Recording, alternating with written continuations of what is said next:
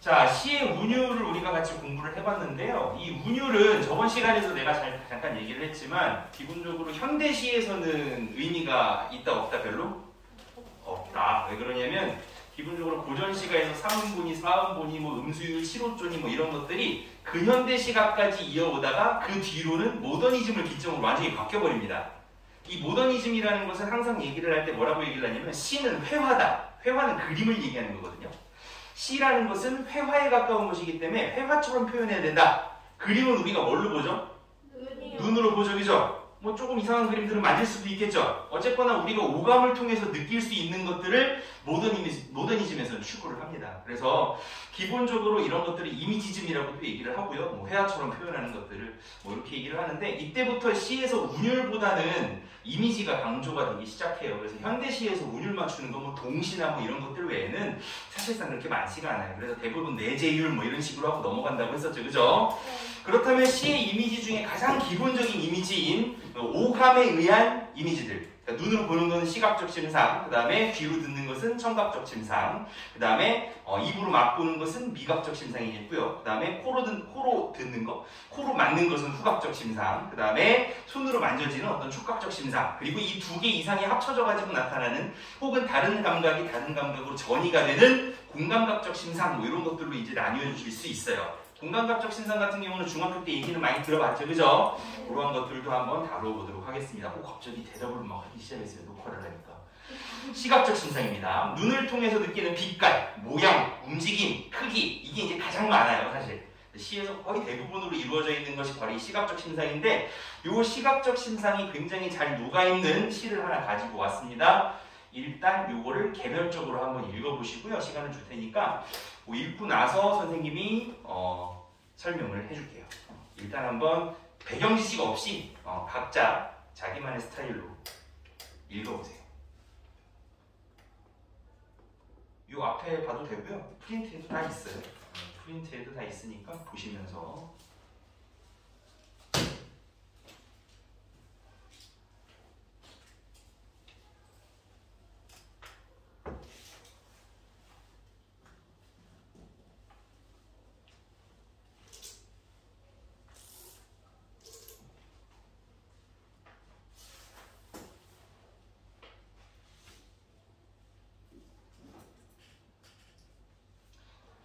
정성스럽게 이렇게 돼지, 막 당근, 딸기 누가 그랬어요 이거?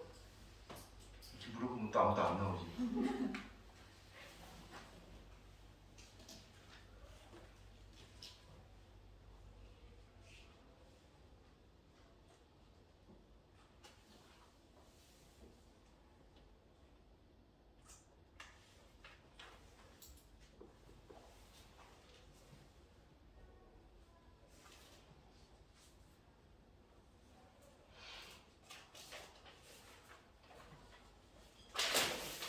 자, 혼자 읽어봤을 거라고 생각이 돼요. 고개 들어서 여기 잠깐만 보세요. 선생님이 배경 설명을 조금 더 해준 다음에 한 번 더 낭송을 하고 그 다음에 보편적으로 100명 중에 한 7, 80명 정도가 동의하는 걸 배우는 게 문학사라고 했고 학교에서 다루는 보편적인 문학이라고 했었죠.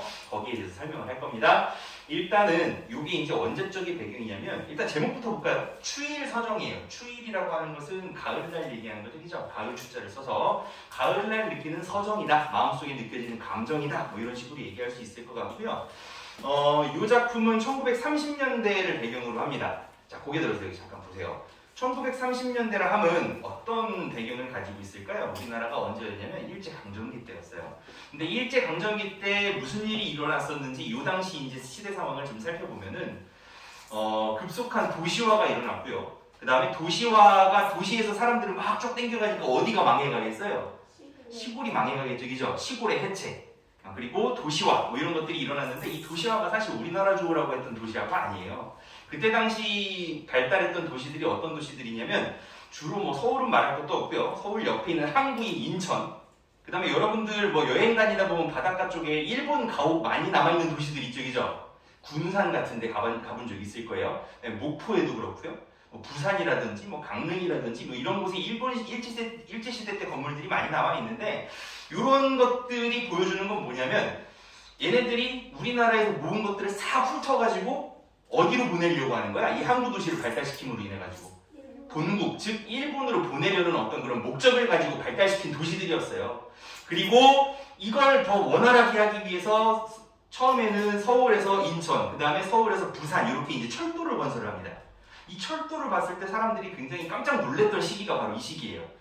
왜냐면 그 당시만 해도 다 뭐 돈 있는 사람들은 말 타고 다니고 뭐 아닌 사람들은 대부분 걸어 다니거나 뭐 우마차 끌고 달구지라고 하죠, 그죠? 달구지 끌고 다니고 이제 그런 시기였는데 갑자기 기차가 나타나가지고 김을 막 뿜뿜 뿜으면서 엄청나게 많은 사람들과 물자들을 막 실어나는 것을 보면서 아 저게 근대화구나, 저게 일본의 힘이구나 뭐 이런 식으로 감탄하면서 놀라기도 하고 약간 거기에 대해서 이제 질리는 그런 모습들을 보여줍니다. 그래서 그런지 이 당시 1930년대 문학에서 근대화라든지 도시화를 상징하는 상징으로 꼭 나오는 것들이 두 가지 정도가 있는데 하나가 그 중에 하나가 열차예요. 다른 하나는 뭐 시계 뭐 이런 것들도 나오는데 그건 나중에 나올 때 다시 설명을 좀 할게요. 그래서 열차라는 것이 이제 그러한 배경을 가지고 있고 이 당시에 도시는 그럼 어떤 시기였냐? 도시로 몰려들던 사람들은 시골이 해체되면서 왔을 거 아니야? 시골은 왜 해체됐을까요? 일본 사람들이 자꾸 뭘 뺏어서? 물론 그 이유, 뭐 쌀도 마찬가지겠죠. 쌀도 너무 뺏었고 쌀보다도 더 근본적인 걸 뺏기 시작했어요. 뭐예요? 농사를 지을 땅을 뺏는 거죠. 땅을 뺏기 시작하니까 뭐 물론 여러 가지 이유가 있었겠지만 그중 가장 근본적인 이유 하나를 얘기를 하는 겁니다. 그래서 땅을 뺏기 시작하니까 이 사람들이 살 수가 없어가지고 다 그 땅을 뺏기고 뿌리가 뽑힌 사람들이 다 어디로 흘러들어오냐면 도시 하층민으로 흘러들어와서 일용직이라든지 공장 같은 데서 혹사당하면서 일하면서 도시를 이루는 기간이 됩니다.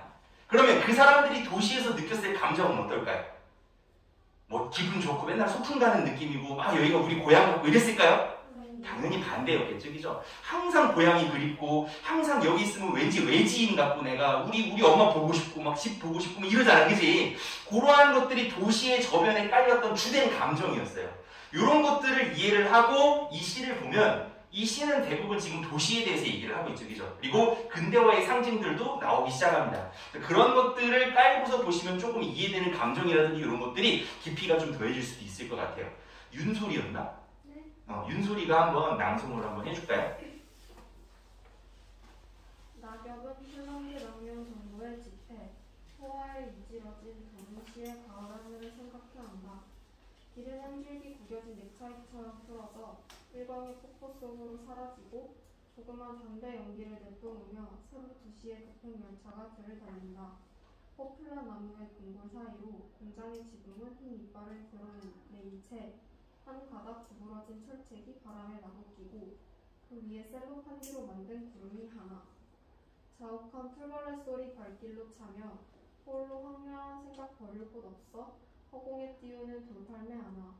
기울어진 풍경의 장막 저쪽에 고독한 반원을 뱉고 잠기어 간다. 네, 좋습니다. 첫 단어부터 시작을 해서 시에 대한 해석을 한번 해볼게요. 선생님이 지금 해주는 해석은 사운드 좋아요. 100명 중에 7, 80명이 동의하는 문학사적으로 의의가 있다고 서로 인정할 수 있는 그런 해석을 얘기해 주는 겁니다. 개별적인 해석도 여전히 유효합니다. 낙엽이래요. 일단 낙엽. 우리 중학교 때 배웠던 것 중에 요거 한번 떠올려 보고 시작을 합시다. 낙엽. 밑으로 떨어지는 거죠, 그죠? 네. 보통 이런 것들 뭐라고 해요? 밑으로 떨어지는 것들? 하강적 이미지라는 말 들어본 적 있을 거예요. 이런 하강적 이미지는 어떤 감정들을 환기를 하냐면 뭐 비가 떨어지고 눈이 떨어지고 낙엽이 떨어지고 밑으로 내려가는 거죠, 그죠? 밑으로 내려가는 게 좋을 리는 없죠. 그렇기 때문에 부정적인 감정들, 뭐 절망, 죽음, 뭐 두려움 이런 것들을 상징하는 어떤 장치로서 많이 쓰입니다. 반대로 상승은 뭘까요, 그럼? 그 동요 같은 데 보면 막 종이비행기 던지면 막 하늘 끝까지 날아가고 막 그러잖아요, 그죠? 그게 어떻게 보면 미래에 대한 어떤 소망이라든지 희망, 밝은 내일 뭐 이런 것들을 나타내면서 긍정적인 이미지를 반대로 또 환기하는 효과가 있어요. 그래서 하강적 이미지와 상승적 이미지, 뭐 예를 들어서 대조해 보면 물줄기가 위로 뿜어져 올라나오는 분수는 어떤 이미지 안에서 많이 쓰이냐면 상승이니까 긍정적인 이미지 안에서 그런 시어로 많이 쓰입니다. 대신 폭포라든지 이런 것들은 물론 작품마다 맥락마다 조금씩 다르기는 해요. 하지만 대부분 폭포라는 것들은 밑으로 내려가는 이미지죠, 그죠? 분수에 비해서는 어떤 이미지로 많이 쓰이냐면 하강적 이미지, 즉 부정적인 이미지로 환기하는 그런 시어로 많이 쓰이죠. 내 말 여기까지 이해하겠어요? 여기 나오는 낙엽도 마찬가지입니다. 낙엽은 폴란드 망명정부의 집회라고 얘기를 합니다. 자, 고개 들어서 여기 보세요. 폴란드 망명정부의 집회라는 말을 이해하려면 일단 기본적으로 세계사적 지식이 조금은 있어야 돼요. 제2차 세계대전이 일어날 때 히틀러가 어디를 먼저 침공을 했죠? 나오는 게 나라가 하나밖에 없네. 어디? 폴란드죠, 그죠? 그래서 폴란드를 제일 먼저 침공을 하고 여기를 이제 병합을 하면서 이제 시작을 합니다, 기본적으로. 그래서 폴란드가 제일 먼저 망하는 나라가 되죠. 망한 나라에서 그 망한 나라 사람들끼리 모여가지고 다른 나라에서 정부를 만든 게 무슨 정부냐면 망명정부예요. 우리나라도 이 망명정부 시절이 있었죠, 그죠? 언제예요? 일제강점기 때 여기다가는 못 만드니까 일본 사람들이 너무 막 박해하고 그러니까 여기다가 못 만들고 저쪽 중국에 있는 상해 쪽에다가 임시정부를 만들었어요. 그 임시정부가 망명정부예요. 그러면 하나 또 생각을 해봅시다. 경제학적으로 봤을 때 이런 망명정부가 발행한 지폐는 가치가 어떨까요? 높을까요? 낮을까요? 굉장히 낮겠죠. 게다가 전쟁 시기야. 전쟁의 시기 때 화폐 가치는 떨어져요? 올라가요? 왜요? 화폐는 누가 보증해 주는 거야? 화폐는 그 나라의 화폐는 누가 보증해 주는 거예요? 그 국가가 보증해 주는 거야. 근데 그 국가가 어떻게 됐어요? 지금 풍비박산이 났죠. 보증해 줄 사람 있어요? 없어요? 없어요. 기껏해야 망명정부야. 망명정부가 뭘 할 수 있어요? 상징적인 의미잖아요. 그치? 그렇기 때문에 이 화폐 가치는 있다 없다? 없다. 폴란드 망명정부의 지폐, 그 꾸깃꾸깃한 가치 없는 그 지폐와 낙엽이라는 이미지가 같이 맞물리면서 쓸모없고 내려가고 하강하는 어떤 그런 이미지들이 계속해서 환기가 됩니다. 포화에 이지러진 도룬시, 폴란드의 시 이름인가 봐요. 가을 하늘을 생각하게 한다. 생각해보면 가을이라는 시어조차도 가을에서 겨울로 넘어가면서 온도도 내려가고 모든 만물들이 소멸하는 어떤 그런 상황이 되죠. 그죠? 그것도 무슨 이미지라고 볼 수 있냐면 하강적 이미지라고 볼 수 있어요. 잠에서 깼으면 좋겠어요? 잠에서 깼으면 좋겠습니다. 설명을 잘 들어야 돼요. 자, 그 다음 또 읽어보도록 하겠습니다. 길은 한 줄기 구겨진 넥타이처럼 풀어져 일광의 폭포 속으로 사라지고, 자, 길이 나옵니다. 근데 그 길이 반듯하고 고든 길이면 참 좋겠는데 어떤 길이래요? 눈으로 어떻게 보여주냐면 이걸 막 구겨가지고 아무렇게나 던져버린 넥타이 같은 길이래요. 전혀 반듯하지도 않고 꼬깃꼬깃한 그러한 모양들. 길이라는 것은 어떻게 보면 한 사람이 살아가는 어떤 미래라든지 뭐 이런 것들을 상징하는 경우가 많아요. 근데 그 미래라든지 그 사람이 가야 될 길이 지금 어떻게 보이는 거야? 구겨진 넥타이처럼 끝이 보이지 않고 뭔가 좀 혼란한 상황이다라는 것들을 암시하는 것 같아요. 그리고 그런 것들을 어디서 볼 수 있게 지금 표현해주고 있죠? 눈으로 볼 수 있게. 시각적 이미지가 계속해서 나옵니다. 이제부터 계속 보세요. 일광의 폭포래요. 햇볕이 폭포처럼 내려옵니다. 무슨 이미지?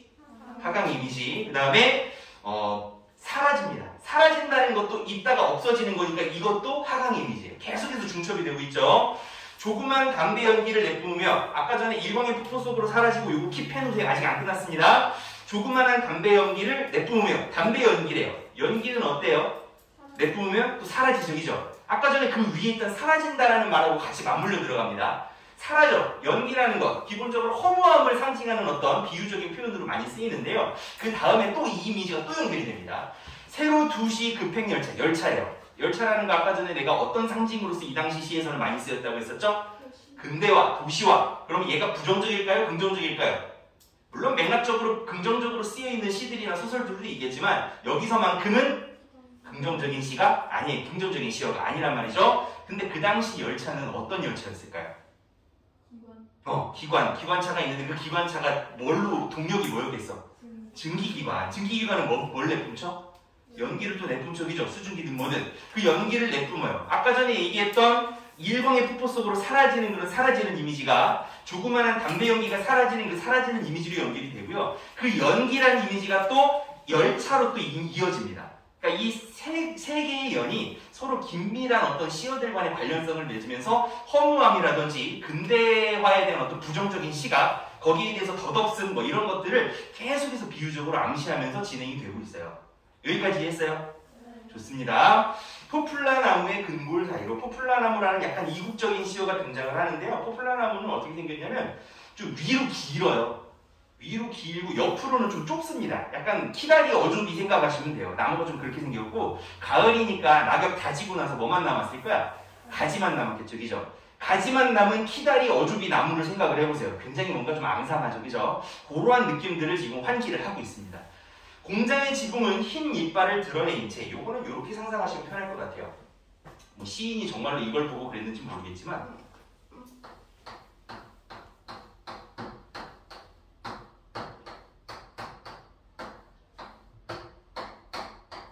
공장이 대충 이렇게 생겼죠. 그죠? 여기 칠판 잠깐 보세요. 자면 안 돼요. 자, 여기 보시면은 이렇게 이제 공장이 뾰족뾰족하게 이제 지붕이 있을 거란 말이야. 흡사 뭐처럼 보여요? 이빨처럼 보이죠, 그죠? 그래서 공장의 지붕을 갖다가 흰 이빨에 비유한 게 이런 걸 보고 그런 건 아닐까라고 이제 우리가 추측해 볼 수가 있을 것 같습니다. 한 가닥 구부러진 철책이 바람에 나부끼고 관리가 안 되고 있는 어떤 그런 공장의 황량함을 보여주는 것 같아요. 철책 하나가 이렇게 부러져가지고 끼 하면서 바람에 나부끼는 그런 모습을 보이고 있습니다. 계속 시각적으로만 뭔가를 제시하지만 그 시각에서 유출되는 어떤 감정들이 긍정적인 감정이 아니라 어떤 감정이에요? 부정적인 감정. 좀 더 구체적으로 얘기하자면 뭔가 좀 황량하고 뭔가 좀 부정적인 감정 또 뭐가 있을까요? 황량하고 뭔가 마음속으로 이렇게 좀 기분 안 좋은 우울하고 외로워. 그죠? 그 말이 안 떠올라네요. 우울하고 외로운 어떤 감정들이 계속해서 중첩이 되고 있어요. 자, 계속 보겠습니다. 그 위에 셀로판지로 만든 구름이 하나. 이 부분이 선생님은 제일 절창이라고 생각을 하는데요. 셀로판지로 만든 구름이래요. 보통 구름이라고 하는 것은 어떤 식으로 묘사가 많이 돼요? 물론 뭐 떠돌아다니는 유랑의 이미지로도 많이 얘기를 하지만 구름 하면 대부분 동요나 동시 같은 데서 어떤 이미지로 많이 얘기를 해요? 뭔가 포근포근하고 한입 베어물고 싶고 하늘과 같은 이미지이기 때문에 뭔가 좀 희망찬 내일이라든지 뭐 먹구름 말고요. 흰구름 같은 거 생각하시면 돼요. 그래서 그런 이미지를 많이 환기하는 경우가 많은데 그 구름을 지금 재료를 뭘 갖다 붙였어요? 셀로판지를 탁 갖다 붙였어요. 셀로판지 느낌이 어때요? 약간 성의 없죠? 일회용이고 뭔가 이렇게 꼬깃꼬깃하고 대충 성의 없게 붙여놓은 그런 이례적인 어떤 이미지를 가지고 있는 셀로판지. 게다가 구름이라는 이미지랑 잘 안 맞아요. 왜냐면 구름은 하얀색인데 얘는 뭐 빨간색, 파란색, 노란색 뭐 이런 거란 말이에요. 그죠? 잘 맞지도 않는 재료를 갖다가 거기다가 떡 붙여놓음으로써 뭔가 이질감을 느끼면서 얘가 좀 정상이 아니구나. 시적 화자의 마음 상태가 지금 정상이 아니구나. 이런 것들을 계속해서 지금 환기를 하고 있는 거죠. 자욱한 풀벌레 소리 발길로 차며 이 부분이 시험 문제에서는 제일 많이 나옵니다. 자욱한 풀벌레 소리를 발길로 찬대요. 자욱한 풀벌레 소리. 자, 아까 전에 우리 거기 들어서 여기 보세요. 공감각적 심상이라는 거 배웠죠? 공감각적 심상이라는 것은 어떤 감각이 다른 감각으로 전이 되는 거예요. 바뀌는 거야. 그러면 여기에 자욱한 풀벌레 소리에 나오는 감각 두 개가 뭔지 한번 찾아봐요. 일단 뭐 나와요? 풀벌레 소리니까 청각이 나오고 그게 자욱하다니까 자욱한 거는 안개 같은 게 자욱한 어떤 것을 눈으로 보는 거니까 그죠? 무슨 감각인 거야? 시각인 거예요. 뭐가 뭘로 바뀐 거예요? 이 방향성도 알아야 돼요. 시각이 청각이 된 거야? 청각이 시각이 된 거야? 그렇죠. 자욱한 풀벌레 소리니까 원래 풀벌레 소리였던 것이 자욱하게 보이는 게 된 거예요. 그렇기 때문에 청각의 시각화 이런 식으로 얘기를 해줘야 돼요. 중학교 때는 그냥 공감각이다 이렇게 퉁치고 넘어갔지만 수능이라든지 고등학교 수준에서는 이 방향성도 물어봅니다. 뭐가 뭘로 바뀌었게? 뭐가 뭘로 전이가 됐게? 뭐 이런 것들을 물어보기 때문에 그 방향도 잘 체크를 한번 해보셔야 돼요. 홀로 황량한 생각 버릴 곳 없어 호봉에 띄우는 돌팔매 하나 기울어진 풍경의 장막 저쪽에 고독한 반운을 긋고 잠기어 간다. 자, 여기서 이제 돌팔매 하나를 하늘에다 던집니다. 이게 뭐겠어요? 어떻게 보면 너 나한테 왜 그래? 뭐 질문을 던지는 거죠. 그죠? 왜 이렇게 의미가 없는 거야? 왜 이렇게 도시를 보면 내가 마음이 우울한 거야? 뭐 던지는 거예요. 그죠? 근데 그 돌팔매가 하늘로 쫙 뻗어나갔으면 참 좋은데 이 돌팔매도 반운을 그리면서 어디로 가요? 기울어진 장막 저쪽으로 삐 하고 잠기어가지고 그죠? 잠기어 간대요. 밑으로 내려가네요. 무슨 이미지예요? 하강적 이미지죠. 그래서 그러한 하강적 이미지로 마지막 마무리를 해주면서 얘가 기본적으로 지금 어떤 감정 상태인지를 다시 한번 강조를 해주고 있습니다. 그러니까 처음부터 끝까지 어떤 노래냐면 이건 우울한 노래예요.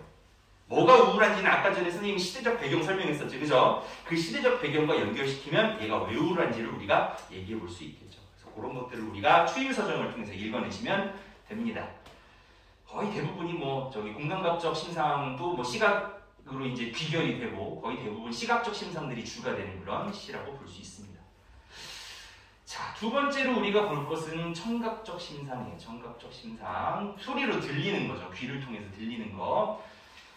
청각적 심상이 주를 이루는 시는 많지 않아요. 생각보다. 그래서 거의 대부분 주는 시각적 심상이고 양념처럼 뿌려주는 게 나머지 심상들이기 때문에 여기서도 시각적 심상은 많이 나옵니다. 신경님의 가난한 사랑의 노래를 부를 건데 그 와중에 청각적 심상이 어떤 식으로 제시가 되어 있는지 그걸 한번 찾아가면서 읽어보도록 하겠습니다. 일단 개인적으로 한번 읽어보도록 하세요. 아무 배경 지식 없이 한번 책을 읽어보시기 바랍니다. 교과서를. 요거까지만 하고 끝낼 거니까 조금 힘내요. 알겠죠? 2개만 탁 하고 끝낼게요. 밥 먹고 와서 졸린 건 이해는 하는데 그래도 좀 싸워야 돼요. 안 자려고 노력을 해야지 그냥 자버리면 아무 의미 없습니다. 자꾸 그런 시간들이 쌓여서 여러분들 미래를 만들어요. 희한해, 무서운 말이야 되게.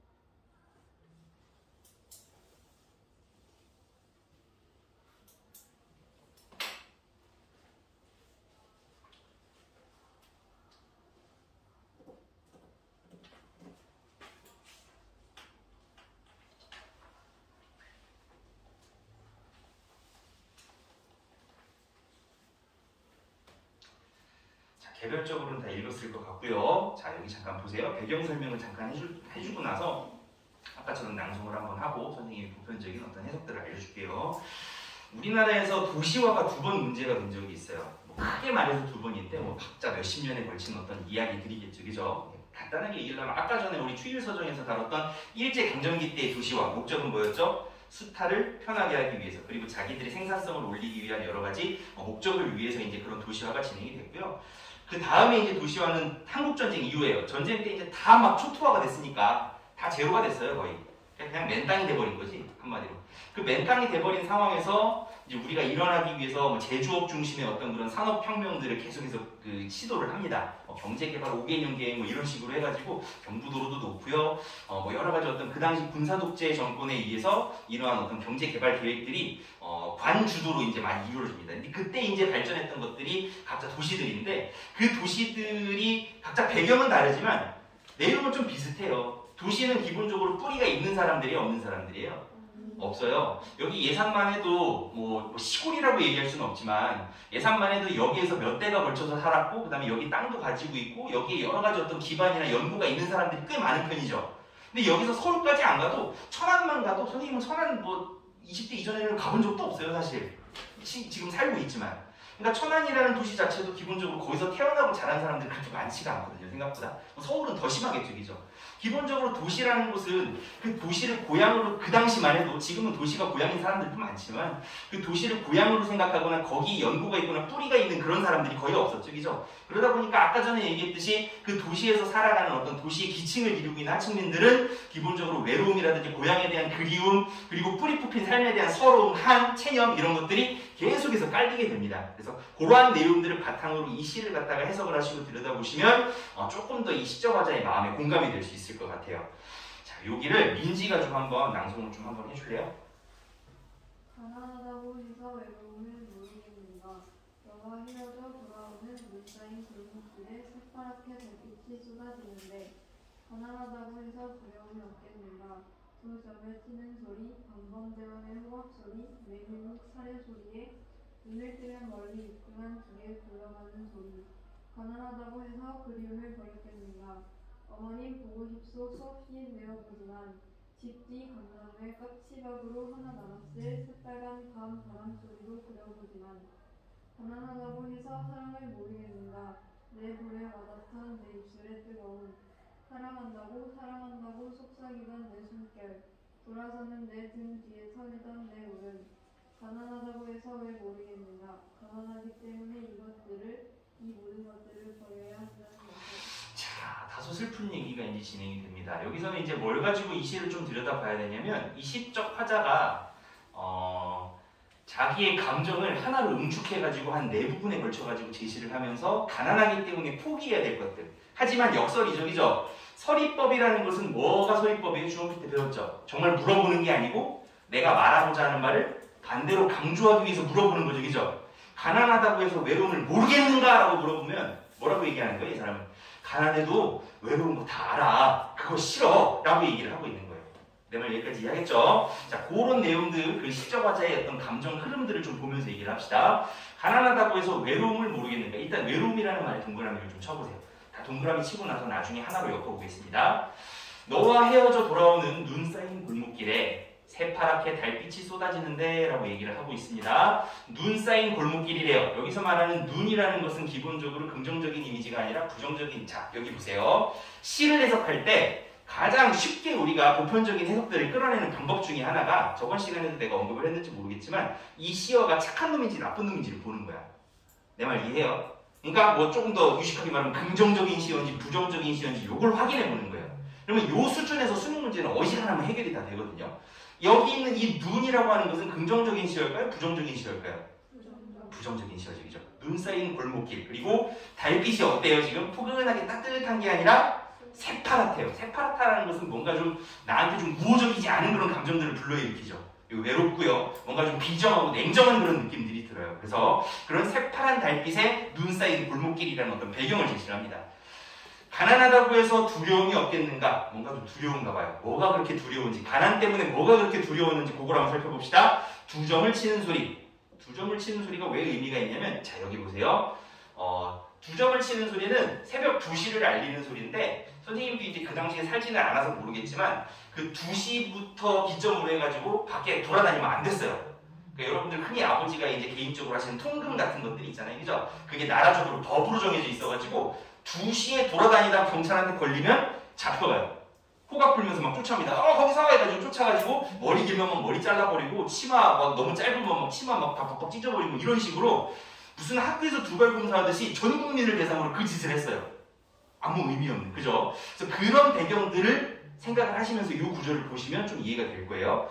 두 점을 치는 소리, 방범대원의 호각 소리. 이게 이제 왜 어떤 느낌인지 알겠죠, 그죠? 그럼 두 점 치는 소리랑 방범대원의 호각 소리는 이 시청자한테 어떤 감정을 불러일으키는 거야? 아까 전에 처음에 정의하고 시작했죠. 뭐라고 했어요? 두려움이라는 말로 정의를 하고 시작했어요. 두려움을 불러일으키는 소리예요. 메밀묵 사려 소리, 이건 어때요?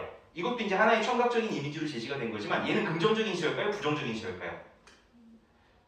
얘 같은 경우는 긍정적인 시어에 조금 가까워요. 그렇다고 막 해맑은 시어는 아니지만 이 메밀묵 사려 소리가 얘기하는 건 뭐냐면 그 당시 일상생활이 영위되고 있던 골목길에 그런 방범대원이 호각을 불고 통금을 하고 나라가 나라가 어떤 뭐 국민들을 갖다가 억제하고 억압하는 어떤 그런 상황들이 펼쳐지는 그런 현장으로서 일상생활이 영위되는 골목길이라는 어떤 그 배경을 제시하기 위해서 효과적으로 제시하기 위해서 메밀묵 사려 소리를 집어넣은 거예요. 이게 뭐냐면 여러분들은 잘 모르겠지만 겨울에 옛날에 편의점도 없고 아무것도 없었으니까 출출하잖아요. 밤이 길잖아. 밤이 길기 때문에 괜히 잠은 안 오고 밤은 길고 해가지고 출출하다면 야식이 먹고 싶단 말이야.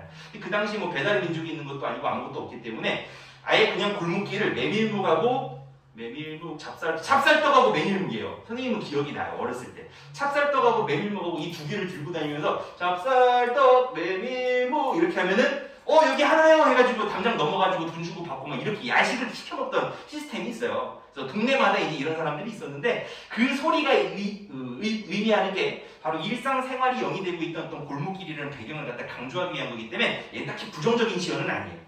눈을 뜨면 멀리 육중한 기계 굴러가는 소리래요. 이 청각적인 이미지는 좋은 이미지일까요? 나쁜 이미지일까요? 이거는 나쁜 이미지죠. 왜? 도시 문명에 대한, 기계 문명에 대한 어떤 반감이라든지 그것으로 인해서 얘네들이 가난해지는 거니까 어떻게 보면 그러한 어떤 부정적인 이미지들이 여기에 들어있다라고 보시면 되겠습니다. 또 보겠습니다. 가난하다고 해서 그리움을 버렸겠는가? 가난하다고 해도 나 그리운 거 알아. 어머님 보고 싶소 수없이 내어오자면 가장 먼저 보고 싶은 건 누군 거예요? 어머니. 단순히 어머니만 얘기하는 게 아니라 그 어머니가 살고 있을 고향을 그리워하는 분이죠. 아까 전에 선생님이 얘기했어요. 이 당시 도시에 살던 사람들은 뿌리 뽑힌 사람들이었기 때문에 항상 어디에 대한 그리움이 있었다? 고향에 대한, 자기 뿌리에 대한 어떤 그리움이 있었다. 그래서 그런 것들이 이제 보편적인 감정으로서 얘기가 되어지고 있는 겁니다. 집 뒤 감나무에 까치밥으로 하나 나왔어요. 이거 알죠? 까치밥이 뭔지? 뭔지 알아요. 설명 안 해도 될 것 같아요. 그죠? 까치밥으로 하나 남았을 시골의 어떤 인정이라든지 뭐 이런 것들. 이 사람이 그리워하는 대상이 어머니만이 아닌 거예요. 고향의 어떤 인정 어린 그런 풍습들, 이런 것들까지도 다 그리워하고 있는 겁니다. 새빨간 감, 새빨갛대요. 이건 무슨 이미지예요, 이건? 시각적 이미지 좋습니다. 바람 소리래요, 소리. 이건 무슨 이미지? 중간중간 계속 섞여 있어요. 보셔야 돼요. 그려보지만, 가난하다고 해서 사랑을 모르겠는가? 이게 진짜 하고 싶은 얘기인 거죠. 가난하다고 해도 사랑 알아. 근데 이게 선생님은 되게 많이 공감이 돼요. 내 볼에 와닿던 내 입술의 뜨거움. 꼭 보죠. 사랑한다고 속삭이던 내 숨결, 돌아서는 내 등 뒤에 터지던, 왠지 이 상황을 우리가 겉으로만 지금 보고 객관적으로 이해하고 있지만 이게 어떤 상황인지 알 것 같아요. 정말 사랑하는데 너무 가난해서 서로 헤어져야만 하는 상황인 거예요. 내 입술이 뜨겁잖아요, 그죠? 진심인 거야. 차갑지 않아요. 냉정하지 않단 말이야. 그렇기 때문에 진심이야. 진심인데도 불구하고 헤어져야 되는, 가난 때문에 헤어져야 되는 그 상황들. 그러니까 비인간적인 상황에 노출되는, 뭐 때문에? 경제력 때문에. 그 상황을 갖다가 지금 얘기를 하고 있는 거죠. 어떻게 보면. 가난하다고 해서 왜 모르겠는가? 가난하기 때문에 이 모든 것들을 버려야 한다는 것을 이라고 얘기를 하면서 얘기를 하고 있습니다. 신경님의 가난한 사랑의 노래인데, 이게 이제 신경님 씨가 1955년도에 그때쯤에 이웃에 있는 젊은 청년이 이제 헤어진 얘기를 듣고 와가지고 그 내용을 바탕으로 해가지고 요거를 썼다 그래요. 그리고 나중에 이제 훗날에 요걸 어떤 사람들이 결혼을 할 때 주례사로서 사용을 하면서 가난도 너네 사랑을 끊지 못한다 뭐 이런 어떤 간호적인 의미로 이제 얘기를 했다고 합니다. 그래서 신경림 씨가 지금도 이제 동국대학교인가 거기서 교수를 하고 계실 거예요. 그래서 나중에 신경림 씨의 시도 재미난 게 많으니까 한번 또 찾아보시면 좋을 것 같습니다. 자, 오늘은 여기까지 해서 시각적 이미지와 청각적 이미지, 시각적 심상과 청각적 심상까지 했고요. 다음 시간에 미각적 심상부터 해가지고 이제 시에서 나타나는 어떤 이미지를 마무리를 좀 해보도록 하겠습니다. 고생했어요. 뒤에 좀 끊어줄래요?